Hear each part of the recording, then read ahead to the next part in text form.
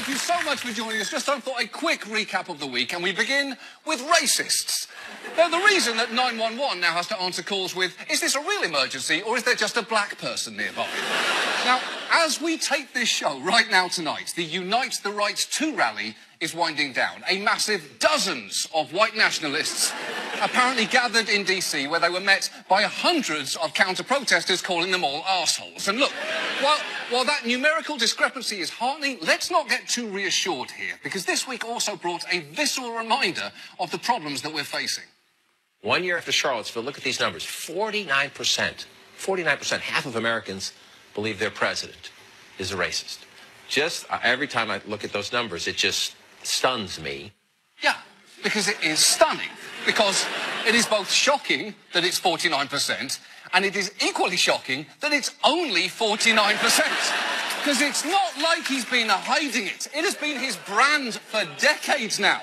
It's like only 49% of people thinking that Kermit is a frog. It's in his name. Whether you like or hate that about him, you have to admit he's a fucking frog. Now, today's demonstration is just the culmination of a week in which America's regular dog whistle racism became uncomfortably loud. And perhaps there is no better example of this than Fox News host Laura Ingraham, who caused a real stir with this.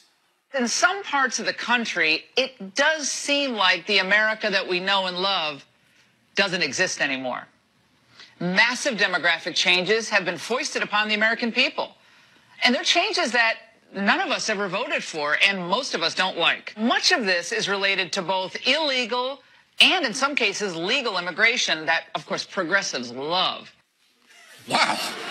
She just came right out and said it in a scripted commentary, straight down the camera, knowing her mic was on. No economic anxiety, no, some of them are good people. I don't want people who don't look like this here. You almost want to give her credit for honesty there, and then deduct twice as much credit because she's just being honest about how racist she is. And while Ingram later tried to say that her remarks had nothing to do with race, it is worth noting that no less an authority than David Duke, former Grand Wizard of the Klan, called it one of the most important truthful monologues in the history of the mainstream media.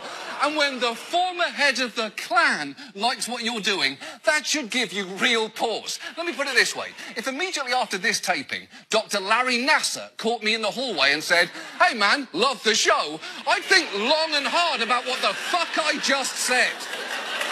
But look, for now, let's move on.